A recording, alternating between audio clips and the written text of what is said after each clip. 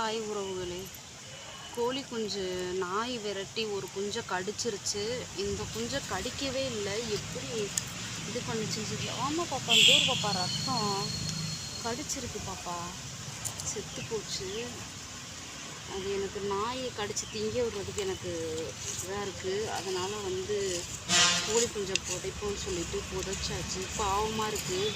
வேறு யாருக்கிட்டையாவது வேறு வீட்டுக்கு போயிருந்தா கூட நல்லா சந்தோஷமாக இருந்துருக்கும். எங்ககிட்ட இப்படி செத்து போச்சு. மனசே ரொம்ப கஷ்டமாக இருக்குது. அதனால் நாயை திங்க விடாமல் எனக்கு பாவமாக இருந்துச்சு. அதனால் நான் புதைச்சி விட்றேன் நண்பர்களே. அவங்க வளர்க்கக்கூடாதுன்னு சொல்லையிலேயே நாங்கள் இது பண்ணி